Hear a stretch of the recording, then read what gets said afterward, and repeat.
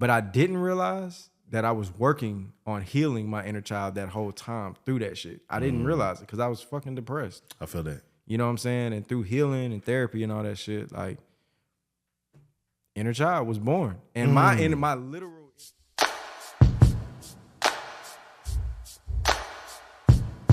Welcome. This is the Simply King podcast. This is your boy Rodney Perry, King himself, and you just tuned into a special delivery episode, which the first one of its kind, where not only is it a special delivery episode, but it's one where I'm featuring a guest as well, and it's a guest that I'm so excited, been very excited to talk to since I've heard the project, sorry for all y'all who didn't get to hear it early, but I got a good listener already, you know what I'm saying? But I have here with me Houston's own, now Atlanta, truly went through the Atlanta. I'm in grain, bro. You in grain. Went through the true proven grounds of Atlanta when it comes to this music industry.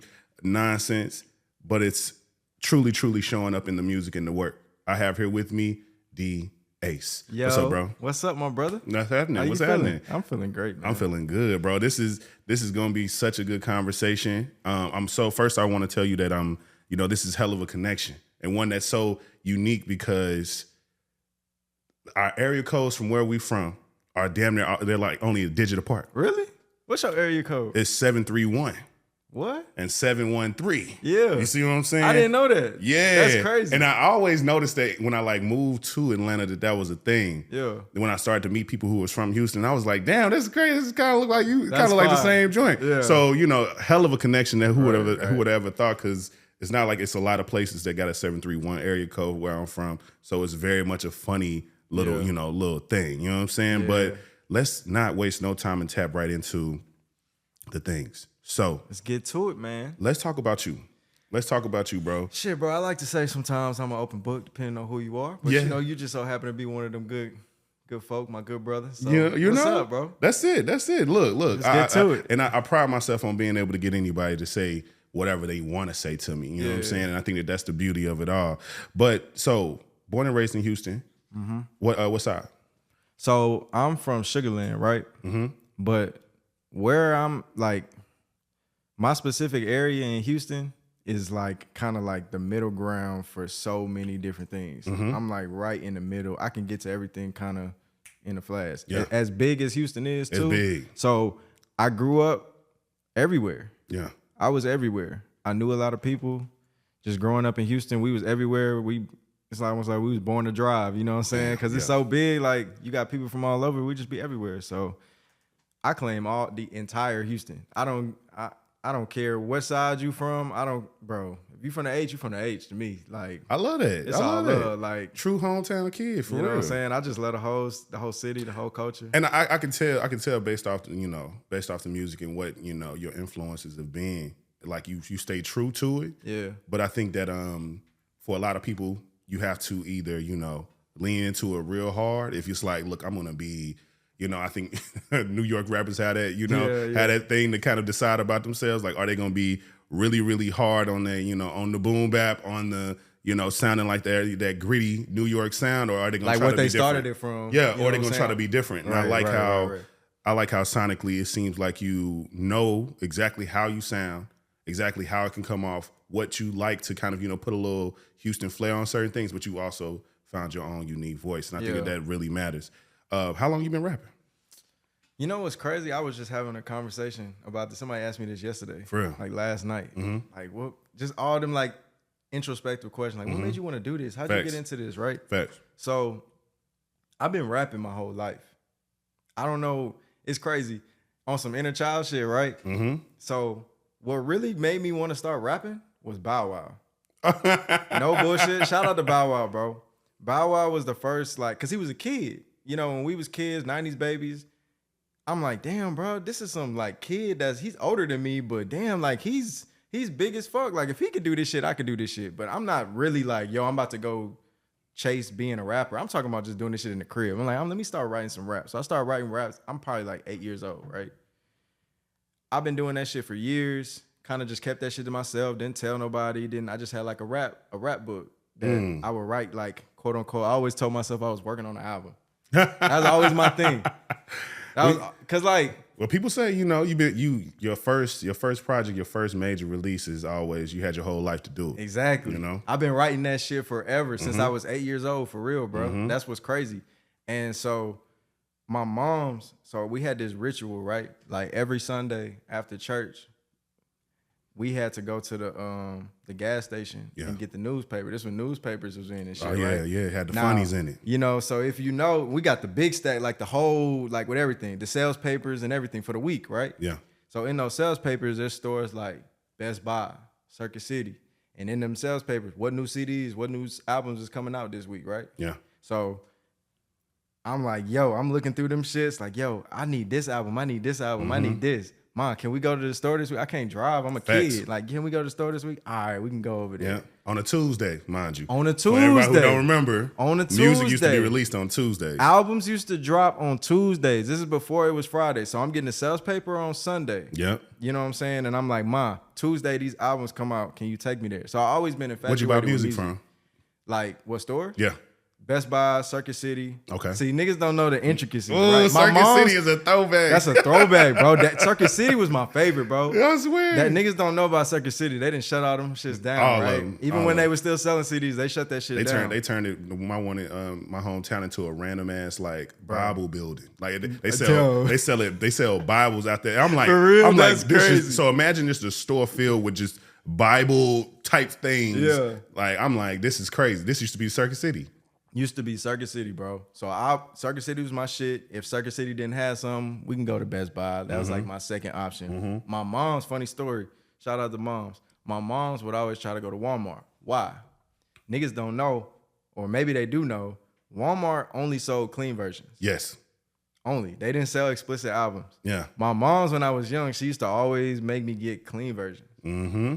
I'm like, damn, like, why I can't? So this is pre-LimeWire, all before you can start downloading shit yourself. Yeah. I still gotta go buy these CDs. So I'm like, damn, like, I can't hear the real thing. Nah, you ain't about to be hearing all of that. Real black Southern church woman, like, you ain't about to be hearing all of that. I'm like, man, all right. No. Sometimes I would trick her, like, yeah, let's get it from Circuit City and just like sneak the real version in. But for the most part, like, she's like, nah, you better get these hoes from Walmart, right? I was easy to get my mom on stuff like that. Just had to tell her it was a sale. Yeah. I was like, it's actually it's lower price. Nah, facts. It's a lower price. Sometimes it really was. And sometimes though. it was. I don't know. They was selling that explicit shit. That shit was on sale. Yeah. So like, I say all that to say though, as a background to, I've always loved and been interested in music. I was that kid that would buy these CDs, pull out the little booklets, read that shit, read the credits. Like, bro, who produced this? Who's the A&R? Yeah. Who were they had all the personnel. Like when you watch the credits on the film, I'm one of them niggas that would stay in the movie and watch the credits. Like who did shit? Who did what? Who's the music supervisor? Who's the director? Who was the first AD? Like I was always interested in shit like that. And the crazy thing about it is we needed as like black kids, we needed to know who those people were. But I didn't know that then. Yeah, That's what's crazy. So I knew that I was interested in it, but I wasn't thinking about it. Like, to go back to your original question, how long have I been doing this? I've been doing it for forever, but I didn't think it was a viable, like, career path. Yeah. You know what I'm saying? Yeah. And not even just being a rapper, just music or, like, that creative space in general. Like, even watching the credits and seeing what people did, even though I'm seeing, okay, this person was responsible for this, and they did this for this, I'm like, well, I can't do that. Like, I've never seen that. Like, that's not my reality. Yeah. Nigga, I play sports. Like, facts. I'm hooping. Where I'm going, NBA, right? and it's crazy because like there's one thing to speak to, you know, the chances of you making it to the NBA, you having a hit single and becoming like, you know, goddamn Jay-Z or some shit. All those things are things, right? Yeah. But the thing that people don't really truly bring into account is that you could still find your ways into these industries if you know all of the inner workings. There's somebody who had to mix the music. There's somebody who had to produce this music. Somebody had to, somebody had to like executive produce this album and understand, you know, overall the concept that they was trying to get across. You can play a different role in this that still is just as satisfying because you're still having some type of role in music. You know what I'm saying? Because trust me, I highly, highly doubt that it's folks who maybe never wrote a song, never played a hand in certain things that feel like their career isn't what it was because they had aspirations of being whatever. And I think that's for who it's for. Like, I think there are certain people who it's clear, like you got the things you really just need to keep working at it, you know, and keep pushing your work. Right. Then there's others where it's like, look, this might not work for you. That's cool though, because you can still be in this industry. You can still use the thing that you have because you got something. What they say, it's a few ways to skin a cat, you know. Ways to skin a cat. So it's a few. It's a few. You know what I'm saying? But I just so happened to like, I always knew that I loved that shit and I was interested in it. It was just kind of like, not that part of it, like rapping was a secret hobby. This is before, like I wasn't producing. Yeah. I used to download like the demo of FL. Yeah. And just like fuck around, but I was like, damn, like I don't really know how to work this shit. Me too. I don't come from a big musical like family. Yeah. Besides like singing in the church. Yeah. Plenty of those. Mm-hmm. You know what I'm saying? Some people play instruments, but for the most part, like my mom's played like the clarinet in high school. She might have played in college, I don't know. But like so band shit, but not like musicians, right? So I've never seen that. Like when I say God really like just placed this in me. Yeah. He literally did, because it didn't come from, it was just a natural interest I always had. And I just kind of, as I got older, I took it and I ran with it, kept expanding on it. Yeah. You know, there is a deeper story, you know, to it, like how I got into it. Yeah. But the long story short is like, I was hooping. Yeah. I got cut from the team. Yeah. So I played all through high school. Okay. And then my senior year, we got a new coach. And nigga just wanted to start fresh, go young. So, cut me. And I'm like, Senior year? Senior year. I played 3 years, bro. Senior year. I'm like, damn. So, obviously, I'm devastated. You know what I'm saying? So, when I was in school, we had when you was in sports and you was on the team, you had, like, one of your classes was your sport. So, I had a basketball class. That was one of my periods in class, right? Mm-hmm. Or in my school day. Mm-hmm. So, when you get cut from the team, you can't be in that class no more. Thanks. So they put me in like a study hall. I'm a senior. I'm like, I got on my credits. Like they just put me in some study hall shit for a little bit until I got the whole period off. Right. So in that study hall, I just started writing. Because I've been doing this forever now. Now I'm a senior. So I started when I was 8. Now I'm a senior. That was always your pastime. That's my outlet. Yeah. You know what I'm saying? But I didn't tell nobody. Nobody knew I was doing this. It was just some shit. My mom's like was being nosy and snuck and found my notebook from time to time. What you talking about? Yeah, but she was like, damn, like he's pretty good. Like, but nah, like nobody knew. It wasn't nothing I would broadcast. Yeah. But from there, I was like, bro, I'm really about to try this shit. I love it. I literally didn't look back, bro. I love from it. there, that's when everything else came, producing, engineering, like. I fuck with that. I mean, honestly, I think that, you know, it takes a lot to really like lean into what your creative is, you know? I think for a long time, and I think I've said it a bunch of times, you know, on this podcast, that I didn't realize how much of a creative I was until I started to really admit that to myself. But the thing is too, and remember I was telling you, I was talking to kids yesterday, and it was like, one of the reasons why I'm so passionate about that is because you just don't know what you don't know. You don't. So I knew I was interested in music as a kid, right? But I didn't see anything mimicking or what was relatable to what I was trying to do. Yeah. Besides like the shit that seemed unreachable. Facts. So I was growing up, I would see the Pacs, the Biggies, the Jay-Z's, the Outkast, you know what I'm saying? All the big people that we seen on BET and on TV at that time, right? But I'm like, at that time, it was like, bro, if you was making it as a rapper, like, you really had to have some, like, real-ass stories, probably selling drugs, you know what I'm saying? Facts. Like, that was that era, 50 Cent. Facts. Kanye kind of came in and switched that shit up. And the earlier, like, hip-hop people were not necessarily on that. But at that time, that's what it seemed like for me as a kid. Yeah. I'm like, I can't do that. Like, this is, like, a mythical thing, right? Yeah. But from there, bro, like, I wish that I would have had somebody to pour into me that, for one, you can do this if that's what you want to do. Facts. It is very possible, but here's the kind of pathway that you could take for it. But even if it's not that, like you said, there's other jobs, there's other avenues to get involved in that if music is what you're interested in. Yeah. But all I saw was band. All I saw was like generic shit that they put in the schools. And I was like, bro, I don't want to do that. Like, I was playing Star Wars and shit. I was in a band in school too. Like, I played the saxophone. And that shit was cool and I was good at it. But I was like, as a kid, I'm like, bro, this shit ain't cool. That makes sense how producing came to you though. Nah, facts. Because you had already had an ear for facts. Hearing things. But I didn't know that at the time. I didn't even though I knew that there were producers. Yeah. For some reason, bro, it didn't click that I could be a producer. Yeah. It did not click until I was like 18 years old. Like, damn, bro, I could probably really do that.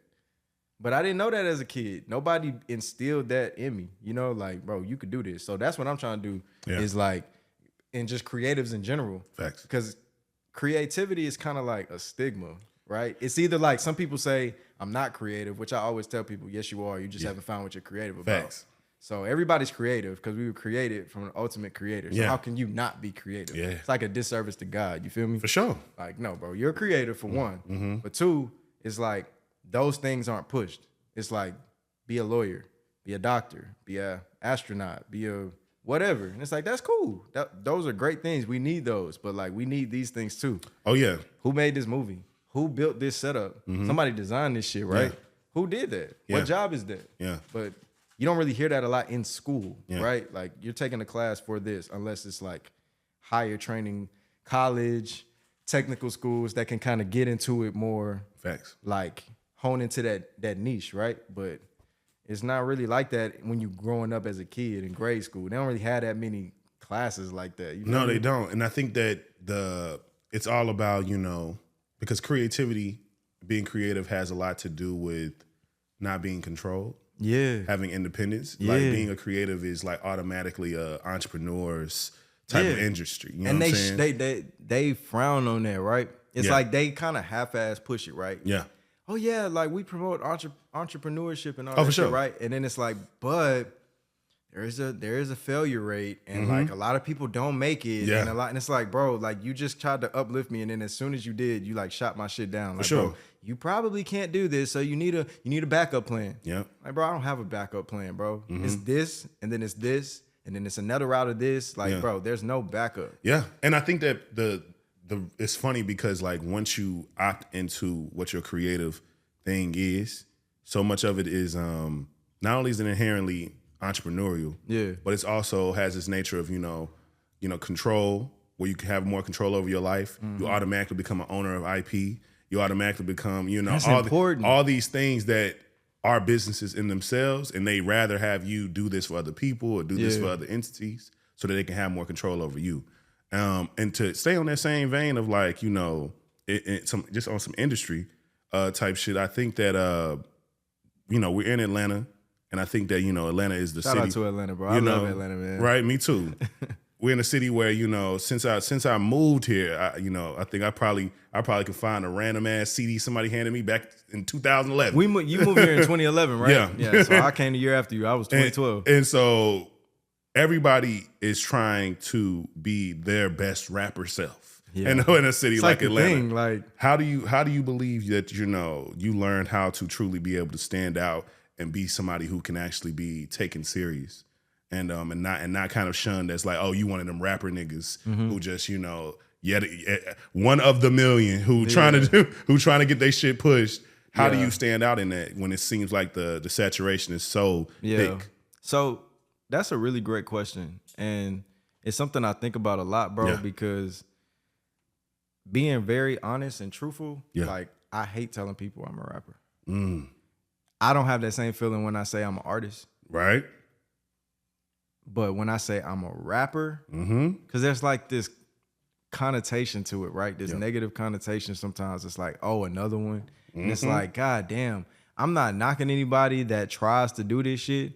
But at the same time, bro, I'll be like, damn, bro, you kind of fucking it up for the niggas who like really, really do this shit. Because I'll be like, man, I really do this. So I remember like, I studied Cole a lot. Cole is like one of my favorites, J. Cole, right? And one thing he always said was like when he was coming up, he didn't tell a lot of people he rapped until like it was time. And sometimes like I've adopted that same approach. Like I'll tell you what I do. So I don't necessarily like be like, I'm not a rapper or I don't do that. I'll tell you what I do, but I'm not like overly like pressed to, you got to hear this or you got to, you know what I'm saying? Like, I feel like everything is going to come in due timing and in perfect timing when it's supposed to be. Yeah. In alignment. Yeah. And I believe in my shit so much that like because of the care that I put into my artistry. Facts. So going back to like when I was talking about when I was a kid, I used to fake make albums. Like it's crazy thinking about that back then, but now like that's my favorite thing to do about music is make albums.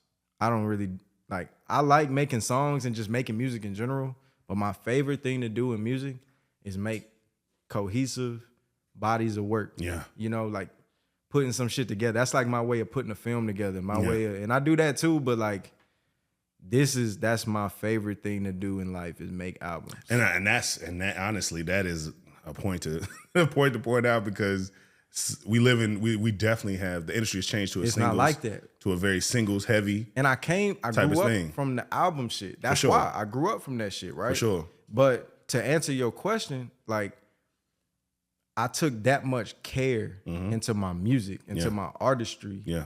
You know, to really care about it to that extent and not just like, okay, I'm just rapping. Yeah. Or I'm just rapping to get signed. Or I'm just rapping to get a check. Or I'm just rapping. I don't even know why I'm rapping, nigga. I'm just rapping. It's like I always had a purpose behind this. I always had a vision. I always knew what I wanted, where I was trying to go, what I wanted it to sound like. Even when I didn't know how to like fully execute that yet, I still knew where I was going.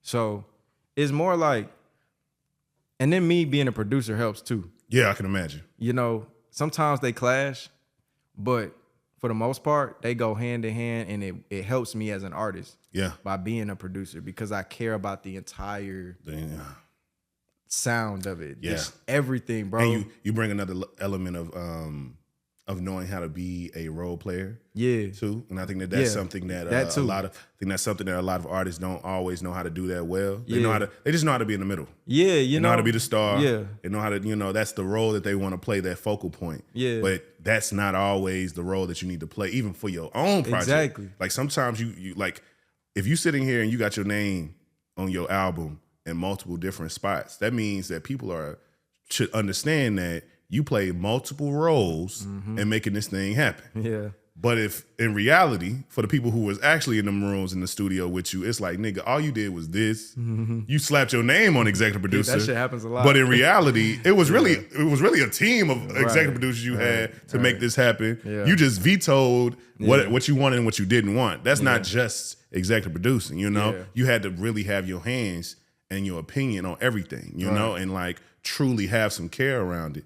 And so I think it's interesting. I think it's interesting that, we living in the age that we living in, but honestly, I always believe the cream rise to the top. So I relate so heavily to that. And then like, just to make sure because I want to fully answer your question, but like so I don't want it to come off like, oh, I'm not like confident in what the fuck I do. It's actually the opposite. Okay. I'm super confident in me being an artist. Yeah. More so than just a rapper. I almost like don't want to be boxed in, even though I rap exceptionally well too. Because I came from that too, like lyricism and shit like that, where it's not as much of that anymore. And that's cool because like I like the other shit too. Yeah. And I incorporate some of that too. Everything got a purpose, right? I like everything. Yeah.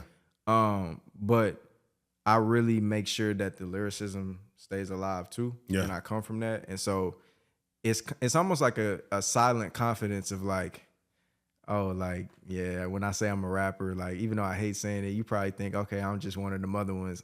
I'm not concerned. All I got to do is press play. And then you're going to be like, God damn, oh, you really, okay, so you really make music. And then you produce too? Oh, okay, like, I got to give you a different level of, like, respect with it. Yeah. Off the rip. Yeah. Just because even if that shit wasn't as good, which it is, but just the fact that you're doing all of that, it's like, just your effort alone, but then once you add the quality to it too, I've always been quality over quantity. Yeah, and same, bro. I think that's why we definitely have a connection because of that. Because I think when I first started podcasting my damn self, it was a real big like, I don't know what the fuck this is. This is a genre that I only know, but what I do know is I've always known how to fucking talk. I've always known how to convey a message. Yeah. So let me not make this into something complicated. Yeah. Let me make sure I'm doing me, It's the same thing, bro. It's the same thing. Like for me, I didn't know that. I didn't know what the fuck I was doing. Some days, bro, I still don't know what the fuck I'm doing. Yeah. I just be trying shit. And that creates discovery though. You feel me? That create like, cause when you believe you already understand exactly where the end of the road is, where else you gonna go? Where else you gonna take this? Where are those like $1 million ideas gonna come to your mind if you already feel like you already done thought of all of it? I love learning, man. You know what I'm saying? So I was actually listening to randomly, not even related to preparing for this interview. Was listening to Ali Sadiq, who is a Houston native, very proud Houston native comedian. If you guys haven't heard any of Ali Sadiq's work, it's amazing. He's like literally having his moment right now. And he had a Big Boy interview. I think it was his first time on Big Boy, and real big inspiration for me too. And I was really just kind of, because I feel like I like how, especially for comedians, when they have interviews, it feels like even when they're on a press run, it's still different. Every single thing. It's not just them talking about their thing. Yeah. It's always them like still funny, giving new stories. Everyone is funny. Everything is entertaining. I love comedy, bro. And so I always get something from it. Yeah. You know? And he said something that I never thought about until he said it on his interview. And Big Boy pointed out, he was like, you know, it's crazy how you stayed independent this whole time. You know, how you stayed in this independent route. And he was just like, I mean, I'm from Houston, the city of independence. Bruh. And like when he said that, I was like, it really made me think. I'm like, shit, if you really want me to think about it, shit, I probably can only name about a handful of like major acts that I know off the top of my head. They all started independent. They all started independent, but only like a handful of major acts that definitely, you know, are like very attached to their like, you know, some label or something like that. But majority of everybody, you damn near thought they was probably independent the whole time. You know, because it didn't change. It wasn't much of a shift from when they got, you know, when they went from, you know, their local dealings to this major deal, you know? Speak to that, like, because I think that there's something really, really powerful about that, because I think for a lot of people fear that idea.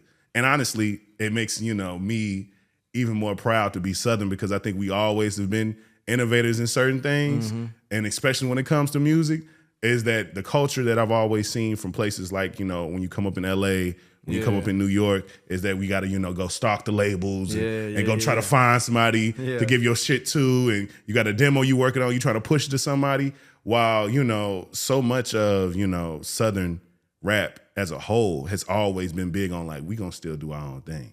Like, we gonna, like, fuck if anybody else hear this. We gonna always sell our shit. Even if we can't get any bookings outside of our general area, we gonna make sure we at least turn up for everybody who do listen to us for whatever reason it is. And like, you know, growing up in Tennessee, I remember vividly. Yeah.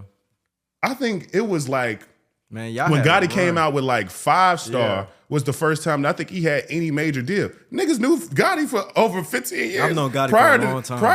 Prior to that moment. So it was like, and even the deal he got was not even like this, you know, I need the label to do everything for me. It was like a distribution deal. It was like, no, I'm still doing my own shit. I've been doing it and been figured out a whole system for myself. Facts. So I just need y'all to do this part that costs the most, you know? Speak to, you know, how that, and if that is something that you've noticed, and also how that makes you, you know, how that motivates you to stay at it regardless of the assistance or help or anybody throwing you anything new. Like, you know, speak to that independence. So I think first and foremost, speaking on Houston first and then the South as a whole. Yeah. So Houston is H-Town. Niggas don't really know that the H stands for hustle. Come on. You know what I'm saying? Like, Hustle Town, because that's what people do out there. And I don't just mean illegally. They do that shit too, obviously, like everywhere else. But like, niggas just getting it, bro. Yeah. We not waiting on no handouts. And niggas not doing it for fame usually, bro. Niggas trying to feed themselves and their family. It's still a Southern place. You feel me? Yeah. Niggas duck off. Like, I was just having a conversation yesterday with somebody about like the difference between Houston and Atlanta. Somebody who had just moved out here from Houston. Oh, man. Like, man, Houston just slow. And I'm like, yeah, like it's slower than Atlanta, but like at the same time, it got motion if you want to get active. For sure. It's just about what you want, and it's so big that it's different parts. But I say that to say like Houston is so big that sometimes it's a detriment. Yeah. Like Houston is huge, bro. Yeah. You can mean that geographically, like geographically. Geographically, it's a huge place. Like people was making a living off of getting known in like the Houston area and then like the regions that are close by.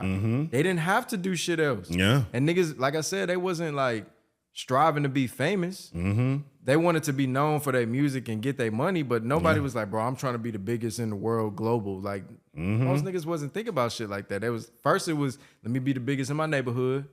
Then let me be the biggest in the city. Let me be the biggest in the state. And then in the South. Facts. Especially at that time, like the era that we talking about and the people that was coming up in the 90s, early 2000s, like, we didn't have too many examples. The South was just kind of stepping into their own, right?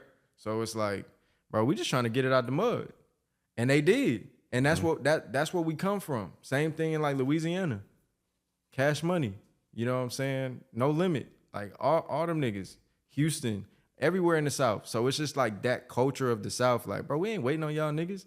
Because y'all been shunning us forever. Facts. They don't do it as much now. But when we first started this shit, they wasn't fucking with the South. So it was like, we can't rely on y'all. So I just kind of adopt that same mentality and principle, but it's more so from the standpoint of like, that's just ingrained in me.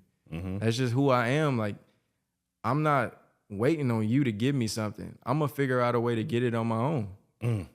I'm not knocking you. If it makes sense, then we could do something. Yeah. But I'm not chasing you, bro. Nah. I'm not relying on you to eat. I'm not relying on you to feed my family. Like, I'm gonna figure this shit out. Facts. And one way or another. And it's a big, you know, trend to have on a city, you know? And I think that, you know, so much of the South kind of drives on that, and that's why I've always been pretty, you know, biased. I don't know if I couldn't live in the South. I mean, I've done it. Trust me. It's something that will be a true X factor everywhere you go. I've never not, and it's crazy. So I'm born in California. I was born in San Diego, but I wasn't there for that long. I was only there for a few months, and I never really went back. And then moved to Houston. All my family is from Louisiana, North Carolina, for the most part. Damn. So yeah, like, and then I spent my whole life until 18 in Houston. Besides, like, a lot of time in Louisiana, and then moved to Atlanta for college. And so Houston, Louisiana, Atlanta, North Carolina. Yeah, that's me. Like, South. Yeah, I traveled other places for sure. You know what I'm saying? But I always shout out Cali because I was born there. That's where I took my first breath. That's where my spirit was. You know what I'm saying? Probably conceived or some shit like that. More than likely. Yeah, I think it had to be. It had to be. So like, I always give love to Cali. I love Cali. Like, I love that. Yeah, I love that, bro. And I think that, you know, I say that because, like, especially now with, you know, it's about to be the 50th year of hip hop coming out. You know, it's 50 years now. 50 years now. Yeah. And what I love is like all these retrospectives that have happened in terms of all these like documentaries and docuseries. Man, it's always funny anytime they finally do, you know, have something about, you know, a different part of the South. What always trips me out is like just what that story is being told and how early it was. You know what I'm saying? Like how early, how really close to that timing of just the, you know, the genesis of hip hop. Yeah. You know, and I'm like, so this thing spread really fucking quickly. It did. It's still young, bro. Still young. 50 ain't that old. It's not, bro. 50 ain't that old. And I think that it always warms my heart to kind of speak to people who have a real true wide range around it. But no, let's pivot it and stick with this project, right? Yeah. The project is called Inner Child. And I've heard the project. I think the project is solid as hell. Not gonna lie, the project didn't change since you heard that. Damn, it's cool. Most of it is still the same. But look, that's cool. I like that. Look, it's still tweak it until you feel like it's right. You know what I'm saying? For real. But even that draft that I heard, I really enjoyed, and it felt, you know, it felt like, and I love the concept of it being inner child because I think that that's something that a lot of, you know, men need to understand and address that concept, like what that is. And for people who might not know, because, you know, folks ain't into a lot of the, you know, the psychology of it all. Yeah, talk to them. Inner child is the concept of like where you are essentially tending to these kind of inner desires that you knew that you had as a child. So if you remember yourself as a child being the true essence of you, and that's the true essence of you, that never really goes away. That never really changes. Like once that's there, once that is what that is, it's almost like those years that you are the most impressionable, whenever they finally stop, you know, it's kind of when you're capped off and you've now grown up. That you know what should have been a time of rite of passage. Now you trying to be grown, act grown, and you almost like escape those kind of ideas, and your innocence is gone. It's like, okay, I'm getting older, so clearly this has to go. But that shit still affects you. Yeah, like the things that you desire, the things that especially when you're talking about your relationships with your parents, with your friends, your inner child is the one that really directs what behaviors you'll show up as. If you didn't get a lot of attention as a child, your inner child is gonna show up in your adulthood wanting more attention, wanting to be in the center of things. Yeah. If you felt like you were neglected or abandoned, those things are gonna always show up. So that's why you should always tend to it and nurture yourself. I believe that a lot of people don't know when your parents are responsible for making sure that you come and be a functioning, highly effective adult, right? But the things that they miss, the things that they might fall short on because of whatever reason, because they're not perfect, then it's your responsibility. Yeah. Now you're the adult to raise the rest of you, And I think that that's always a difficult part for a lot of people because they wish that they came out just this finished product when reality, none of us are. And we never will be.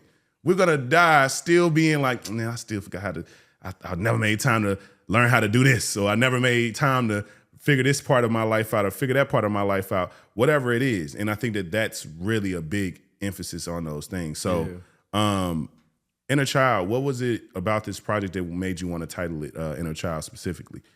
If I'm being completely honest, it titled itself. Okay. I didn't even, really the album made itself based off of where I was in life. I usually plan out most of my albums. I usually have like multiple albums planned out in advance, right? Fly. Because that's what I love to do, right? Yeah. Making albums is my favorite thing to do. So I got like the next 5 albums planned, right? Come on, I'm now. that type of nigga, right? Come on. But leave room for shit like this, for life to happen and for unexpected things to come into the picture, right? So I was working on another album that's still coming out, but I had so much music. So this is like pandemic. Yeah. Well, I was working on the album before the pandemic. Yeah. And then the pandemic happens. And that's when I was originally intending on dropping that first project. It wasn't Inner Child. It was another project that I announced later. And the world shut down. Yeah. So I'm like, what the fuck? Yeah. Like, fuck I'm gonna do now? Like, all right, I guess I'm not about to put this shit out then. So let me just keep cooking. Facts. So I just started making a whole bunch of music. And then it's so important. You don't even know this, but I'm thinking about it now. It literally just came to me when you was asking that question. 2020, so world shuts down. I keep making music. My grandma's health is declining at that time. So, but I can't travel. It's fucking COVID. Right. She lives in Louisiana. Yeah. I can't travel, especially not when her health is declining. You can't even be close to her. Bro, I can't see her. Yeah. I took a risk. We had a wedding that was planned like before COVID, but it was during COVID. It was like June 2020 that we still went ahead and did. But it was like more limited, right? Just more family, not everybody else, right? She was there. That was the last time I saw my grandmother. It was June 2020. She passed away August 6th.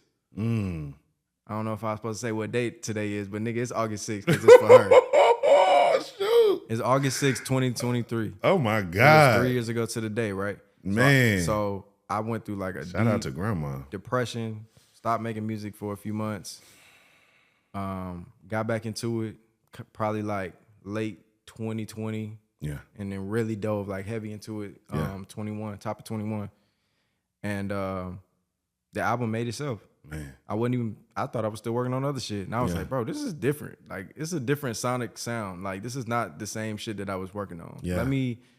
And I got just too much music. Yeah. So let me figure out a way to like separate this shit. Yeah. So I started separating them sonically. And I realized, oh shit, this is like something else.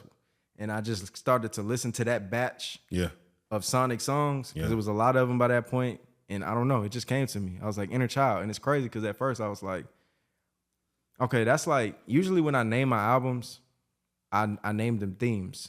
Okay. That's not the like set name that it's gonna be. Got you. But this is the theme while I'm working on it. And then as I'm working on it, the actual title will come to me. So when I dropped Defrost, right, my first official album, the theme of that was last year being broke.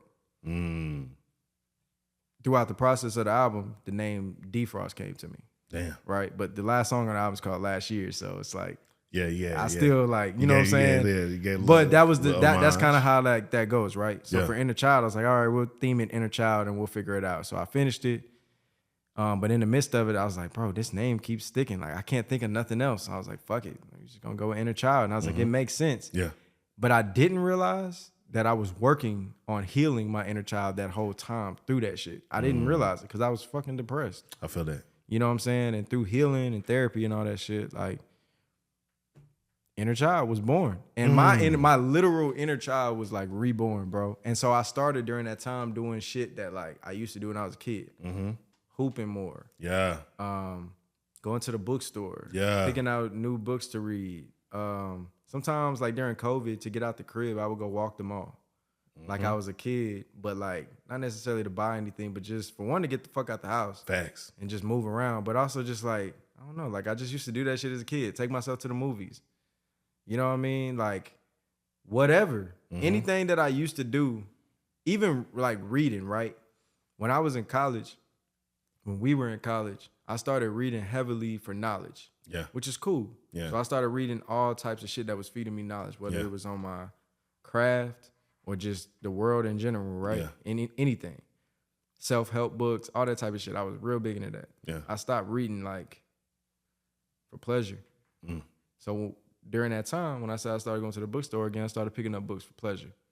Just to read. Yeah. You know what I'm saying? And it's crazy how I made that album by accident. This album, Inner Child, by accident. And in the midst of it, making it by accident, I really like rediscovered my inner child and healed it. And in the process, because it's an ongoing thing, right? Yeah. I don't know if that shit ever really stops. If you ever stop healing it or growing it, whatever like phrase you want to use. Yeah, and I think that's what I mean when I say like you'll never be finished. Because if you are tending to your inner child, then that means it's something you can't stop. You'll never get to the point to where you come to this interesting intersection of like, now I'm an old man taking care of an old man. You know? Like that's never gonna be the scenario, because your inner child to me represents, your fearlessness, your freedom. It's a symbol of like a lot of innate things that you had, because when you were a child, you'll jump off anything. Bro, you'll be brave. You'll try some shit. You'll feel like you can do anything, that you'll try whatever. And I think that is that ability that we need. I'm glad that you brought that up, because that's exactly where I was going. Yeah. I was just off this that Uncle Mike. Oh yeah, what you else? know what I'm saying? Can we get some more of this Uncle Mike? Yeah. Can we get some more of this Uncle Mike?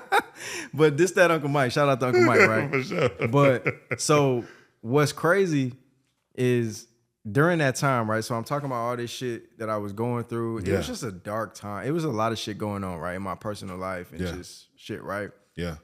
And I lost a lot of confidence in myself. Man. That was like one of the really first times that I started to be like, should I be doing this? And I really had to ask myself, like, why the fuck am I doing this? Because, you know what I'm saying? Oh, yeah. Yes, sir, brother.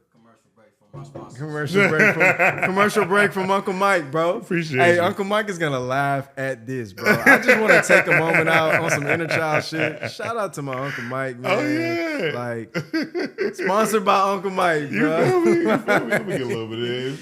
You know what I'm saying? So you mix these, right? He makes these, bro. I can't tell you nothing more about it because I don't know. Look, that's cool. He won't even tell us yet. I hope that he does. Like, we got to carry this tradition on. It's like one of them type shit. No, you should. And I think that like, those type of things matter. Those type of things matter, but definitely don't lose your point. You know what I'm saying? Nah, I'm cool. I got it. Thank you, though. But so it's crazy how like during that time, I really didn't understand like what the fuck I was doing anymore. I was like, why am I?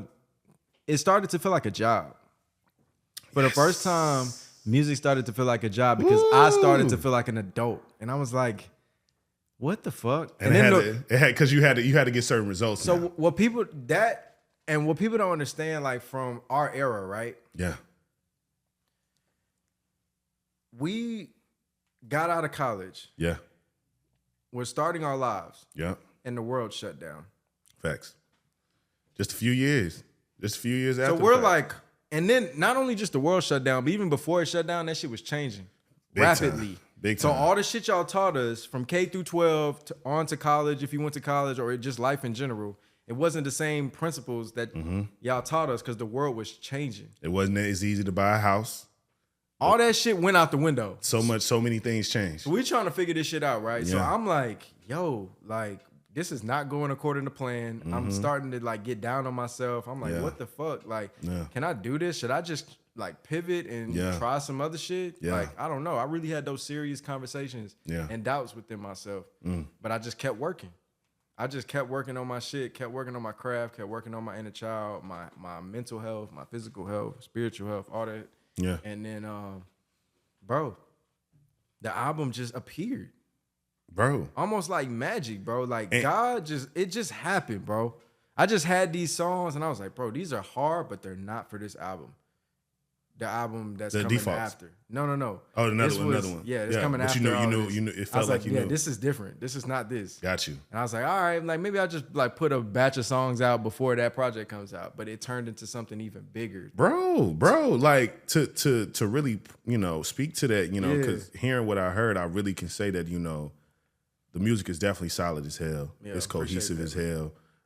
It feels like you're definitely trying to speak to yourself the most in the album than speaking out to anybody else. Yeah. And I think that because I know that you had hands in the production and had hands in all these things, it sounds like you want this to feel like a coming out party of sorts. Like for people to hear this and be like, oh, this nigga really serious. So like we done heard what we heard.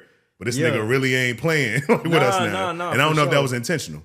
It was, but at the same time, it wasn't. So let me explain. So it was intentional for, I'm almost about to say the name of the other album. I don't want to do that yet. So no, don't do it. Stopping myself, right? So for the other album that's still coming, it was intentional for that. But I was in that headspace when I was creating. Just didn't realize that I was creating more than one project. Got you. Right? Got you. So...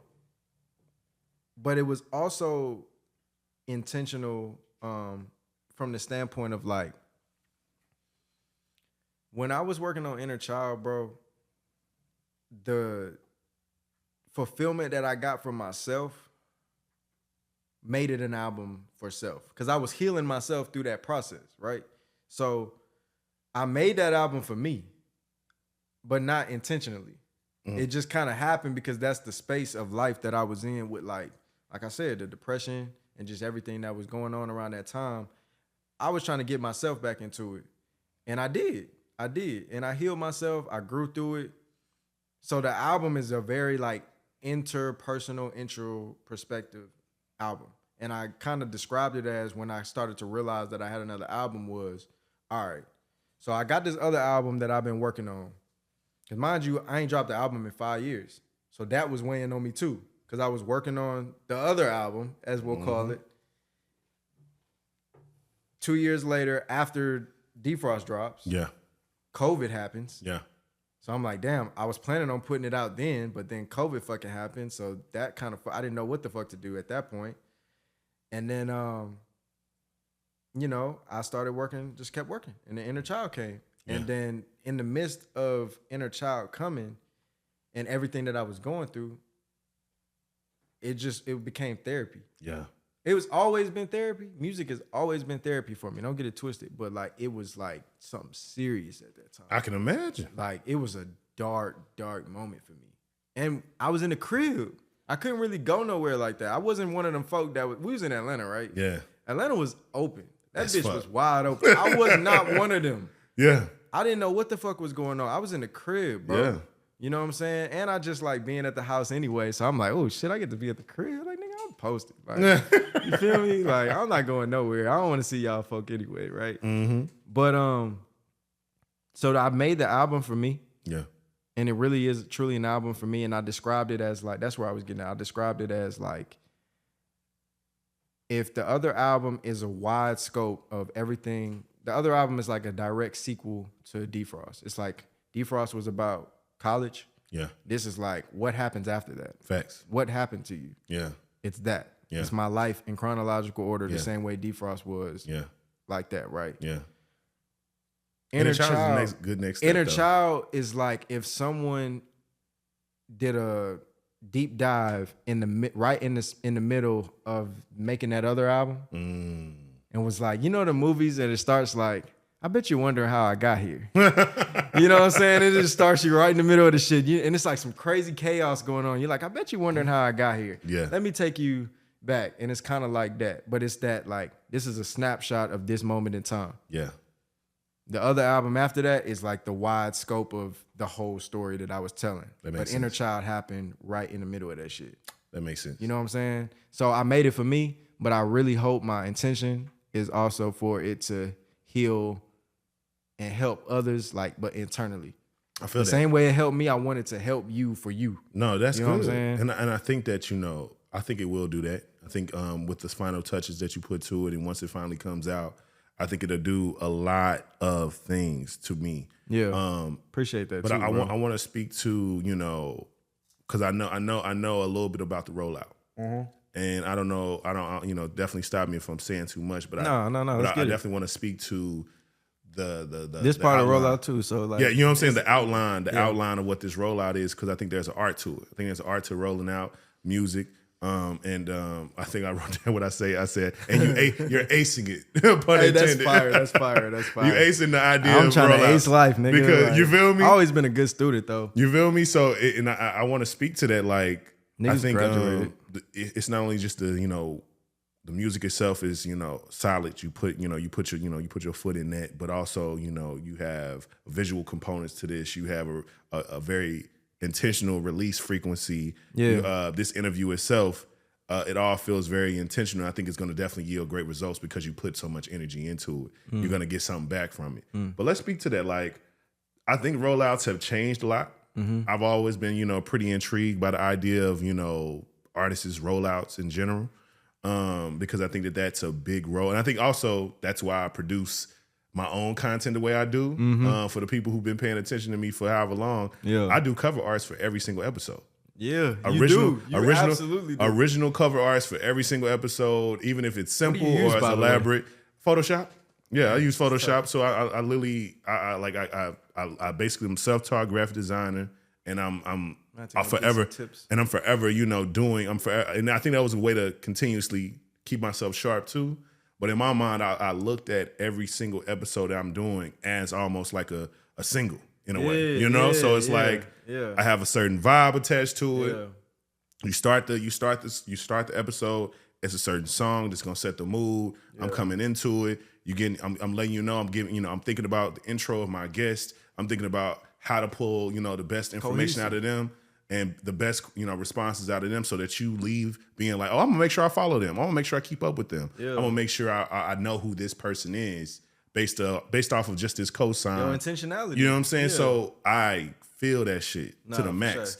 Sure. What would you say is a rollout that you have remembered in the time of just your being a true artist and fan? Anybody's artist and fan of music. Whose rollout do you remember the most? I'm gonna answer that, but before I do that, I'm very intentional. I want to make sure that I articulate my answer to your question before, because it goes hand in hand with what I'm about to say. For sure. So you mentioned that Inner Child feels like my coming out party. So that's exactly what it is. Because I put out like stuff since Defrost. I just haven't dropped the project, right? So this is like, I'm almost looking at it like a restart, a refresh. I'm kind of approaching it as if like nobody knows who the fuck I am.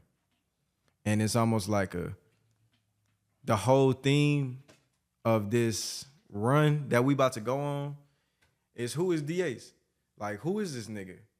And I'm going to tell you in a multitude of different forms. This is one of the forms. The album is one of the forms. The visuals are some of the forms, and just other ways, like whatever that we decide to do, like it's all a different format of me telling you at the end of this run, you should be able to answer that question. That's the mission, that's the goal, right? So when I thought about this rollout, I didn't think about other artistic rollouts, honestly. I thought about film. I thought about TV shows. I thought about shit like that and how they keep people's attention over a span of time. Yeah. Especially in the time period that we in right now. For sure. But to answer your question though, rollouts that I can recall and I remember a lot of them, but the first ones that come to my mind, I always think about this, is 2007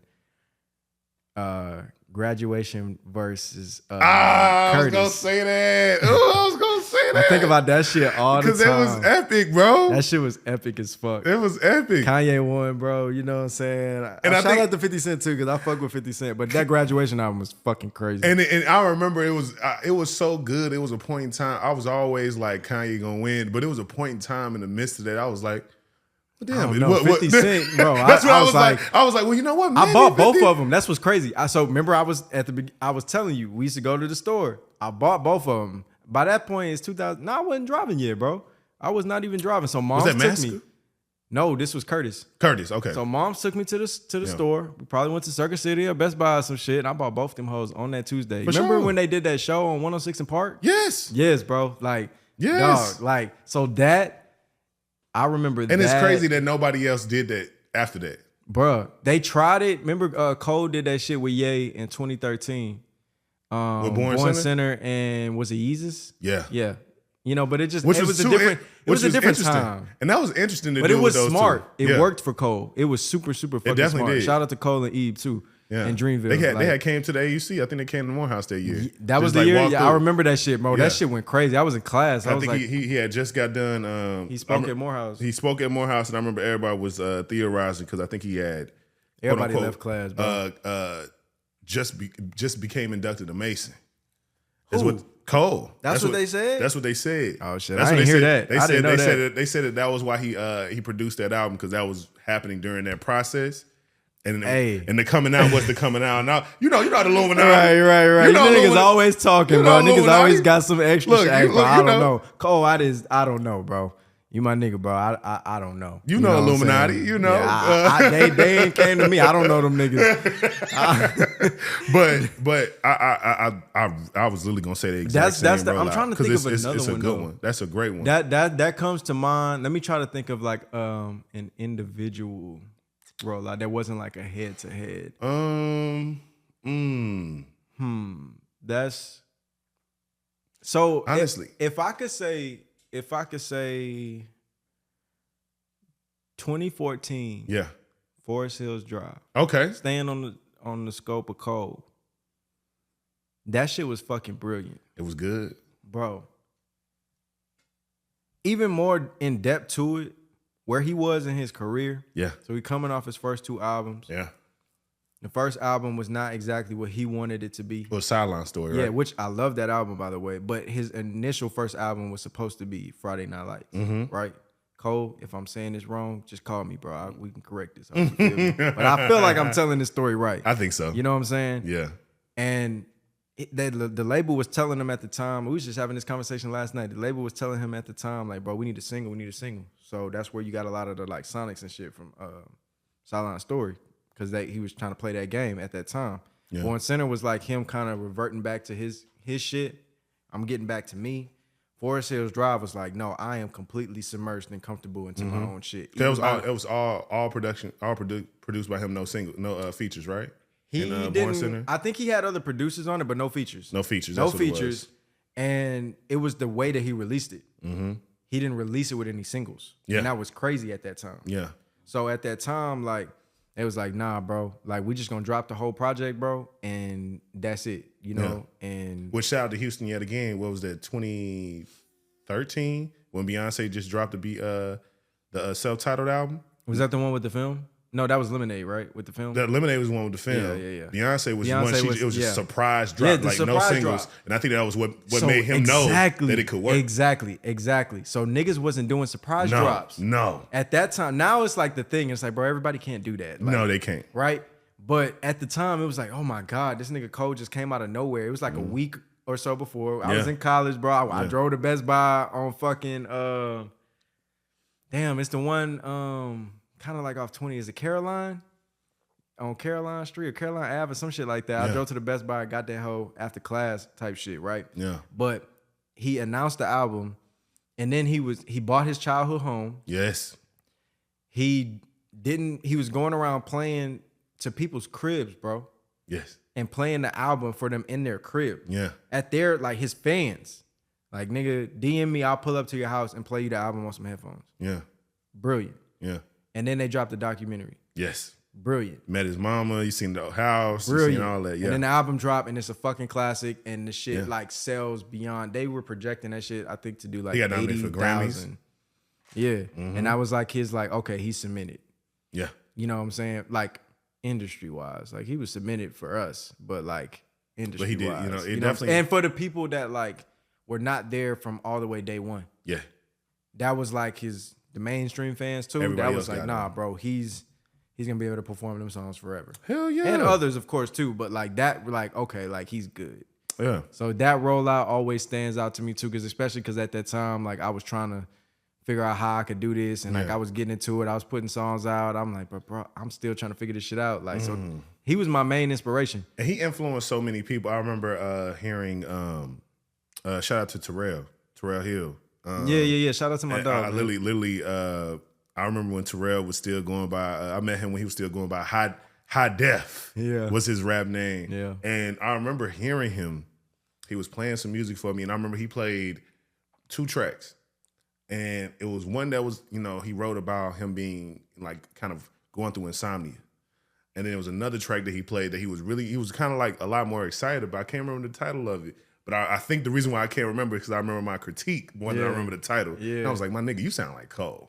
And I think, crazy. I don't know if you just been listening to this nigga a lot, but you need to like be more conscious of that. Because the last thing you want is to put this out and people keep comparing y'all. You know what I'm saying? Nigga, motherfuckers already keep saying you look like Chris Brown. You don't need to rap like Cole. You need to separate the two. But I remember that Insomniac song was way more, it felt like way more of who he was. Way more of him. And I'm like, whatever that is what you need to tap into center into, because it was more vulnerable, speaking to like what he was going through in that moment. Yeah. And so I think that timing of Cole and all that, I think that rollout and where he was, it was definitely some convergence that happened with his fans and the people who, it's a tipping point, bro. Yeah, it was a good climax for him. Everything, it was a great climax for him. And not to say like anything else after that was never as big or he can't ever like top that. It was just like at that point and where he was in his career, everything submerged at one point and he catapulted into a whole nother stratosphere. Yeah. And what's crazy and what I love about it so much, bro,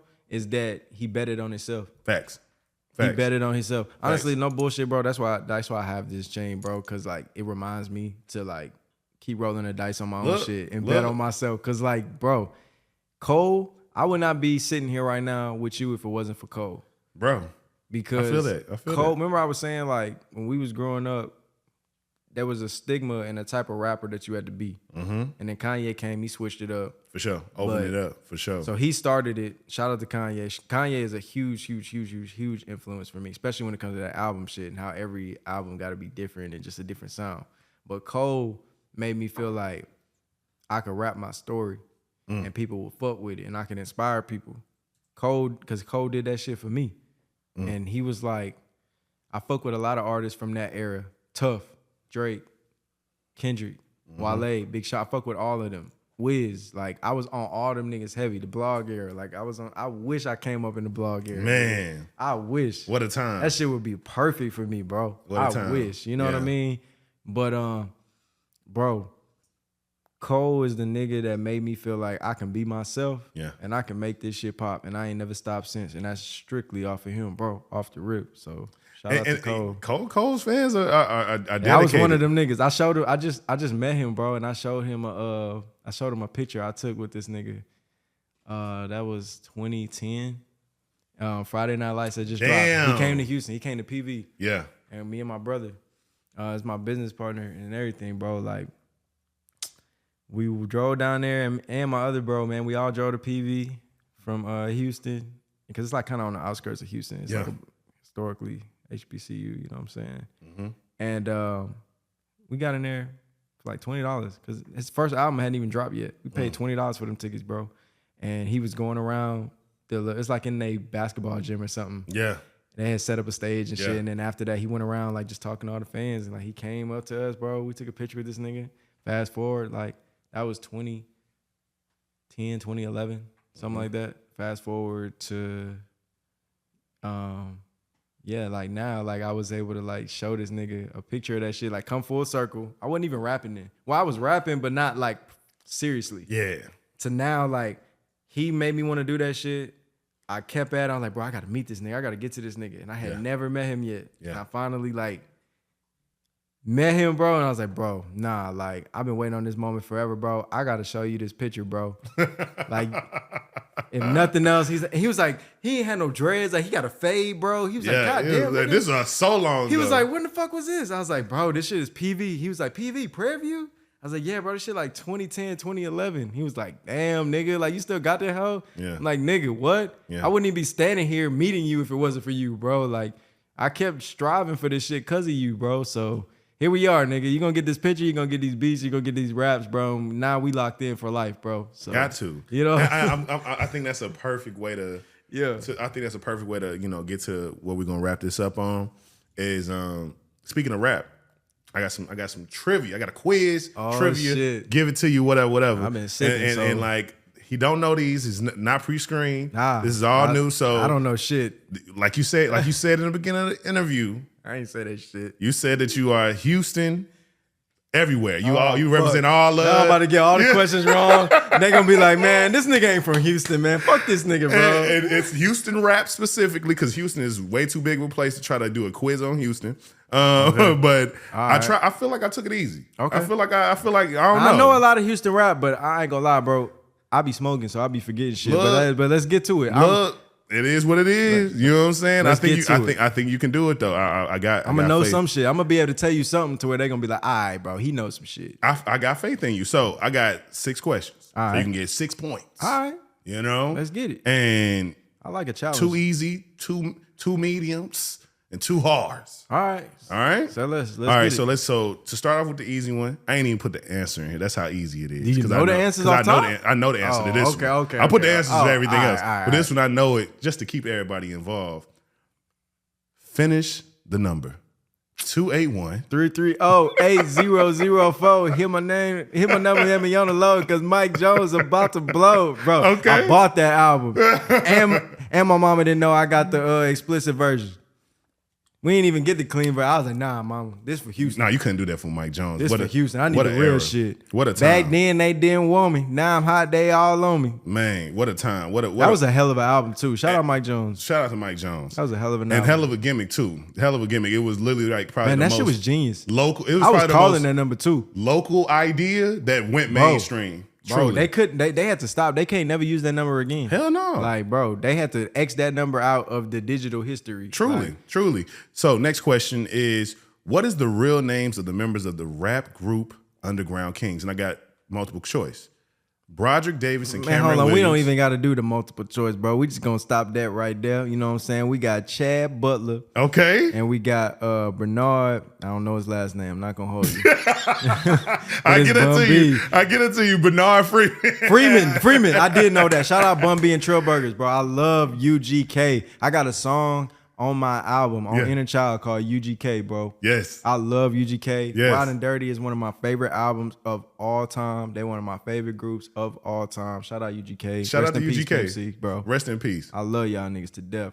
I'm going to Houston back home at the end of the month. I'm coming to Trill Burgers, nigga. I got to go too. I'm pulling up, bro. Because they look good. Bro. They look good. Hey, Bun B, nigga, you holding down, bro. You holding down for the Trill, bro. You putting on, bro. It looks so good. All right, getting into the medium level difficulty. Difficulty now. Finish the lyric. Okay. And I'm pimping like a Mac with about 25 hoes. 25 fly carat diamonds in my ring. 25 12s in the truck, got to bang. Finish the lyric. What's the next line? I know what song that is. Mm-hmm. Because it's 25 lighters. Yes.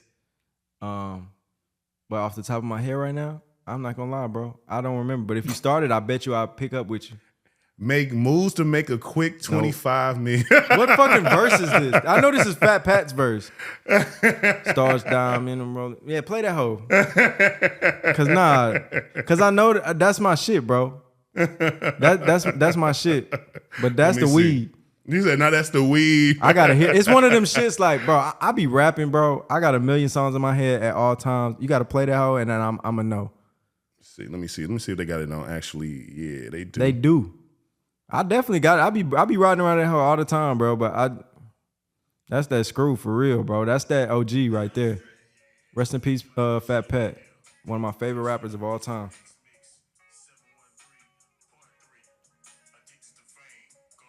Is this one? This is not this Nah, one. that's not this one, bro. That's not 25 Lighters. They don't have the real version on here. Really? I got that hoe, bro. I know.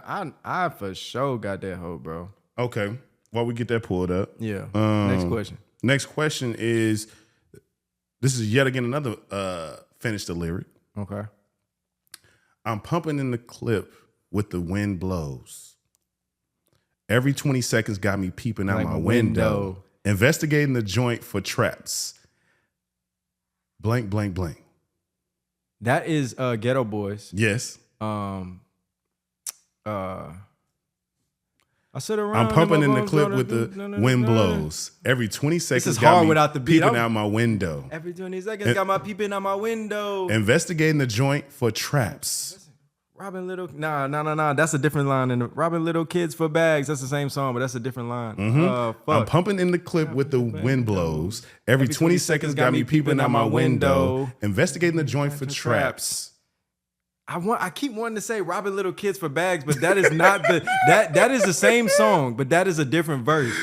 Yeah. Bro, I don't know, but that is Ghetto Boys. Yes. Fucking damn, what's the name of that song? But that's like shit. Hold on.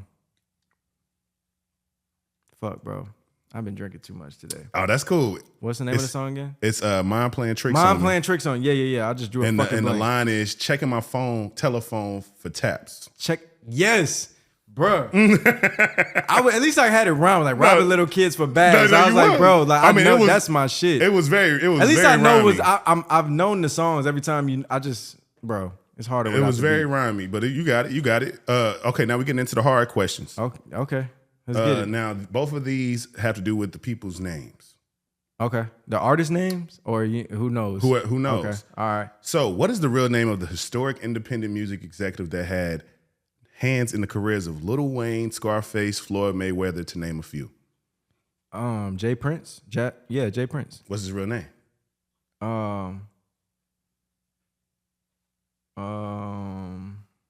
That's crazy. You know what's crazy? The hint is it starts with a J. I know because I read his whole book. That's what's wild. Respect. Respect. Money, the art of money, power, respect, or is it just the art of respect? I think it's the art of respect. Yeah, the art of respect. Yeah, I definitely read that book. I got that shit at the crib. It's a very regular name. I was surprised. I can't remember, but I will to redeem myself. Yeah. I will say some shit in the book that lets you know that I really read the fucking book and I really know this nigga. Well, I don't know this nigga personally, but like, you know what I'm saying? I really be studying this nigga too. So I know he started. Obviously, everybody in Houston know he from Fifth Ward and shit. But damn, bro, I almost don't want to say it because it's like it's very sad. But it's like his story started with everything. I'm not gonna go into detail, but everything that happened with his sister and stuff like that, and witnessing that and seeing that, and then he was in his closet, and he made it not directly after, but shortly after that, he was sitting in his closet, and he decided in that moment, like, bro, this is the lowest that I'm gonna get in life, and I'm gonna figure this shit out, and I'm gonna bet on myself. Yeah. You know what I'm saying? And I'm gonna make something out of me. And that was probably I'd be damned if he did. You feel me? So yeah. shout out to Jay Prince. So James I didn't Smith. say that before. James Smith, because so this is how this. I was about to say, I was like, you- because he had two dads. See, I really read the book. See, you're right. He had the Prince family on one side. I can't remember who was. I think the Smith family was his actual biological. Yeah. But he didn't know that until later on in his life. Yeah.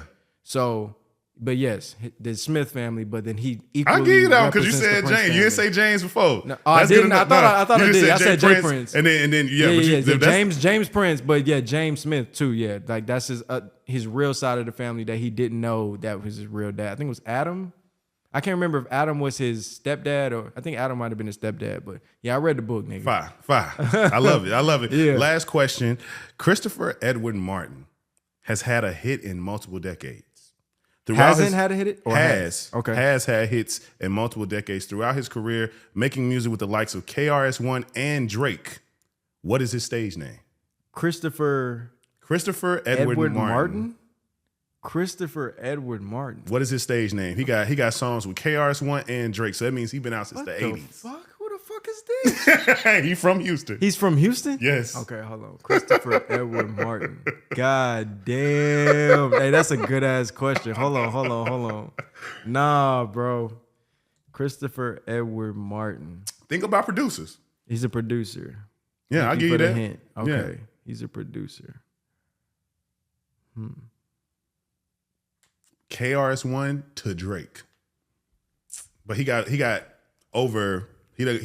songs in almost 5 different decades. Damn. Almost as long as hip hop has been around. Literally, Almost. yeah. Yeah. Shit, bro. DJ Premier? Yes. You had to think too hard. Hey, there you go. It's a thinker. Yeah. It's a thinker. I was like, because I you know what's crazy? Yeah. Is I never knew his real name. But I know he's a legendary producer from Houston. I've met me and his nephew.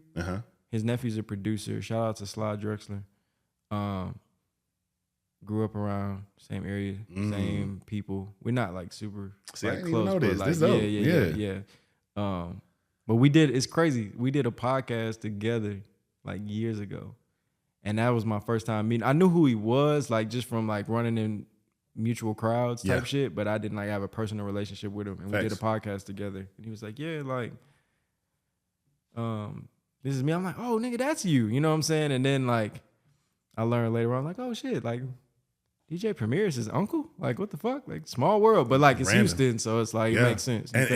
And before I send it on and wrap this whole episode up, I want to point out to everybody that because a lot of people don't know that DJ Premier is from Houston, right? Like, they don't. He's a legendary. Like, it's almost like you would think he's from New York. You would think most people think he's from New York because he was part of truly creating what the boom bap sound eventually became. He is from H-Town. He is from H-Town. He is from the H. He is ours, bro. Like, so.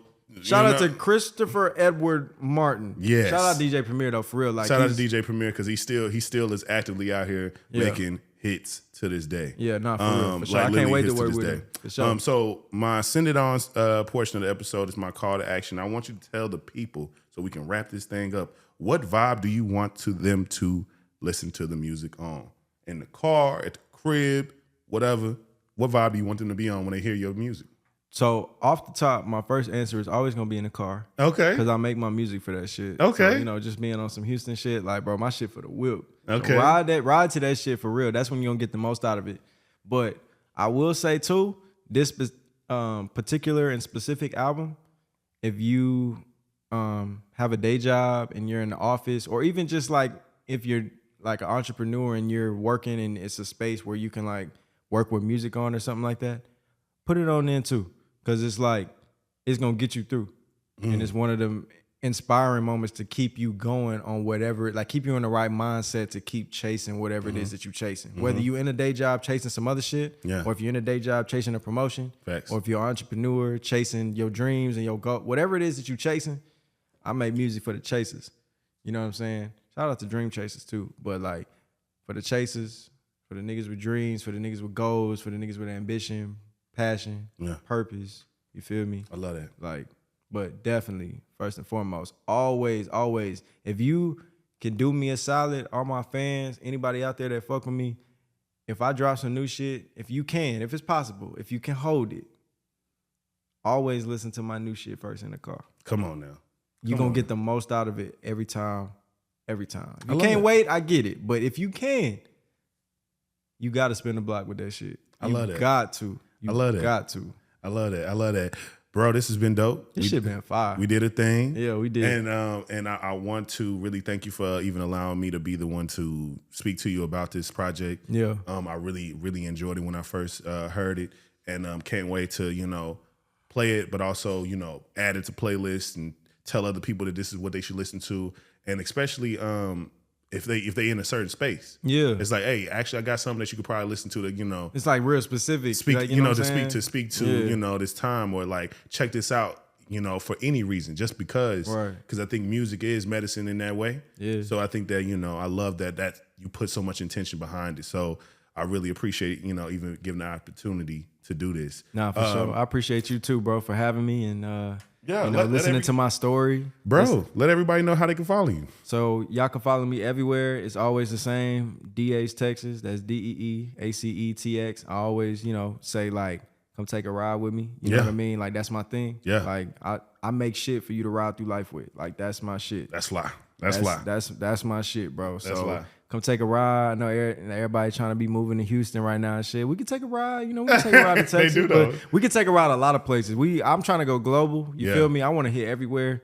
But just come take a ride with your boy and you in for some shit. So love Dee Ace, Texas. Y'all can follow me everywhere. My music, Dee Ace, on all platforms. Hit me up. I'm an open book. I'm personable. I'm cool. I'm just that chill, like just cool person that's just like, I don't know. I always just been that cool kid. No boast, no brag, but I'm just that cool kid. I'm very approachable. I'm not on no extra shit, but I'm very wise beyond my years. Old soul, inner child. You know what I'm saying? 10 toes to the ground. That's how I get down. You feel me? I heard that. I heard that. That's it, bro. I heard that. This has been the Soulfully Conscious Podcast for humans simply being humans. Yeah. I've been Rodney Perry, also known as King. This has been Dee Ace. And also, this has been Simply King. Peace. Let's get it.